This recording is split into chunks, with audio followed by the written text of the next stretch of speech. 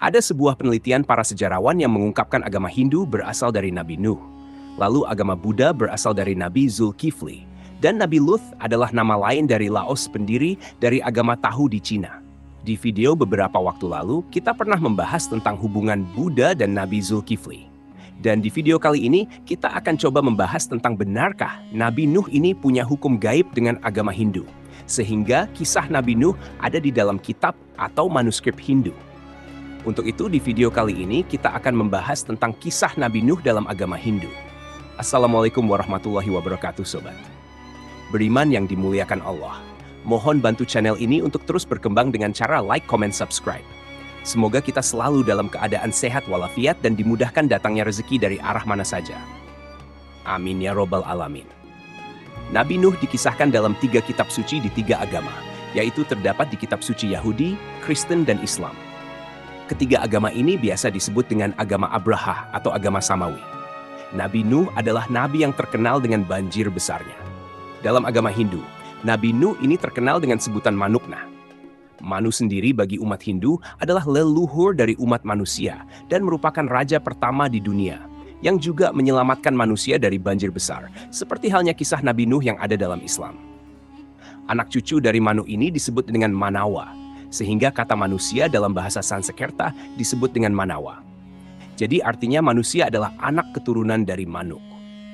Kisah singkat Manu yang ada di Hindu seperti ini, teman-teman. Saat Manu sedang di sungai, tiba-tiba ada seekor ikan yang datang dan memohon kepada Manu untuk diselamatkan. Kemudian Manu memasukkan ikan itu ke dalam sebuah bejana atau wadah. Namun ikan itu malah membesar sehingga wadahnya tak mampu menampungnya. Akhirnya Manu memindahkan ke sebuah tong, namun kejadian yang sama terulang kembali. Ikan itu membesar lagi dan tong itu pun tak mampu menampungnya. Hingga akhirnya ikan itu dipindahkan ke samudra dan Manu baru menyadari kalau ikan itu bukanlah ikan biasa. Ikan itu ternyata adalah awatara dari Dewa Wisnu yang memberitahu Manu kalau akan ada banjir besar yang menghancurkan seluruh kehidupan. Akhirnya Manu membuat sebuah perahu dengan membawa sejumlah benih kehidupan. Wisnu adalah salah satu dewa yang ada dalam agama Hindu yang bertugas sebagai pemelihara dan pelindung alam semesta. Wisnu juga merupakan roh tertinggi dalam Purana atau kisah zaman kuno. Wisnu ini juga disebutkan bersifat gaib dan berada di mana-mana yang kemudian dibuatlah simbol-simbol atau atribut tertentu yang dipilih sesuai dengan karakternya dan diwujudkan dalam bentuk lukisan, pahatan, dan arca supaya orang-orang muda melakukan penghayatan terhadap sosok Wisnu ini. Wisnu sering beravatar antara lain menjadi ikan atau Matsya, Rama, Krishna, Buddha, dan Kalki. Di agama Kristen, kisah Nuh atau Manu bisa ditemukan dalam kitab Kejadian 6 dan 7. Dalam kitab Kejadian 6 disebutkan, "Berfirmanlah Allah kepada Nuh, Aku telah memutuskan mengakhiri hidup seluruh makhluk sebab bumi telah penuh dengan kekerasan oleh mereka. Jadi aku akan memusnahkan mereka bersama-sama dengan bumi. Buatlah bagimu sebuah bahtera dari kayu gofir. Bahtera itu harus kau buat berpetak-petak dan harus kau tutup dengan pakal dari luar dan dari dalam. Sebab sesungguhnya, Aku akan mendatangkan air bah untuk meliputi bumi untuk memusnahkan segala yang hidup dan bernyawa di kolong langit. Segala yang ada di bumi akan mati binasa. Tetapi dengan engkau aku akan mengadakan perjanjianku dan engkau akan masuk ke dalam bahtera itu. Engkau bersama dengan anak-anakmu dan istrimu dan istri anak-anakmu." Jika di Islam, kisah Nuh atau Manuk bisa dibaca di Al-Quran surat Al-Muminun dan surat Asy-Syu'ara. Nuh berdoa, "Ya Tuhanku, tolonglah aku karena mereka mendustakan aku." Lalu kami mewahyukan kepadanya, "Buatlah bahtera di bawah penilikan dan petunjuk kami. Maka apabila perintah kami telah datang dan tanur telah memancarkan air, maka masukkanlah ke dalam bahtera itu sepasang dari tiap-tiap jenis dan juga keluargamu, kecuali orang yang telah lebih dahulu ditetapkan akan ditimpa azab di antara mereka. Dan janganlah kamu bicara dengan aku tentang orang-orang yang zalim. Karena sesungguhnya mereka itu akan ditenggelamkan." Al-Quran Surat Al-Muminun ayat 26-27. Nuh berkata, "Ya Tuhanku, sesungguhnya kaumku telah mendustakan aku. Maka itu adakanlah suatu keputusan antara aku dan antara mereka, dan selamatkanlah aku dan orang-orang yang mukmin besertaku." Al-Quran Surat Asy-Syu'ara ayat 117-118. Maka kami selamatkan Nuh dan orang-orang yang beserta di dalam kapal yang penuh muatan. Kemudian sesudah itu kami tenggelamkan orang-orang yang tinggal. Al-Quran Surat Asy-Syu'ara ayat 119 sampai 120. Di dalam pemahaman agama Hindu, dari Manu atau dalam bahasa kitanya Nuh ini, lahir banyak keturunan dari semua ras dan disebut dengan Manavas atau Manawas. Manu atau Nuh ini katanya memiliki beberapa anak.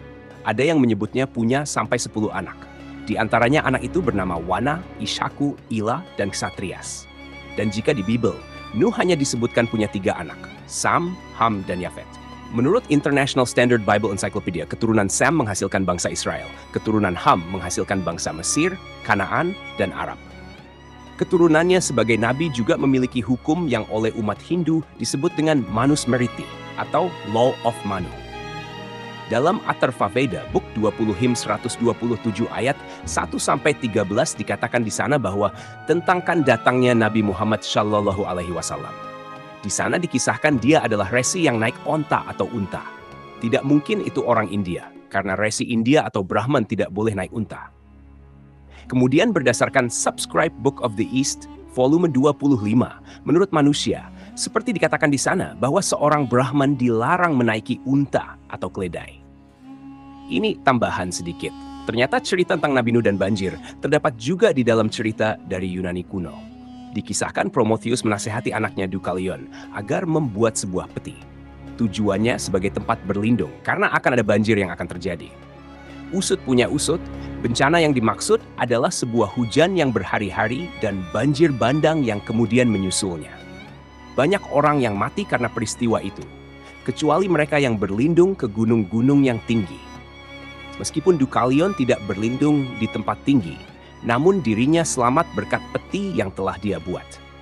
Setelah terombang-ambing selama berhari-hari, maka selamatlah dia dari banjir besar yang menghancurkan banyak kehidupan di bumi waktu itu. Salah satu suku yang ada di Indonesia, yaitu Batak, rupanya juga memiliki kisah mengenai bencana air bah. Kisah ini berhubungan dengan Naga Padoha, seekor ular raksasa yang dipercaya orang Batak zaman dahulu sebagai makhluk yang memikul bumi. Pada suatu hari, ular tersebut merasa lelah akan bebannya dan kemudian melemparkan bumi yang barat ke lautan. Lalu Batara Guru ingin menyelamatkan anak perempuannya dengan mengirimkan gunung ke lautan dan seluruh manusia. Setelah kejadian itu, bumi akhirnya diletakkan di bagian kepala sang ular raksasa agar kejadian serupa tidak terjadi kembali.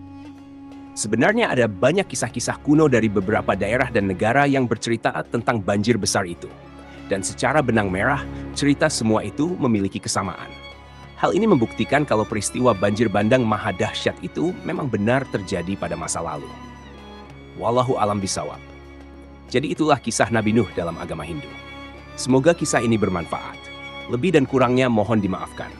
Yang benar datangnya dari Allah Subhanahu wa Ta'ala, khilaf atau keliru itu datangnya dari saya pribadi sebagai manusia biasa. Sampai ketemu di kisah-kisah seru yang penuh makna selanjutnya. Saya akhiri. Wassalamualaikum warahmatullahi wabarakatuh.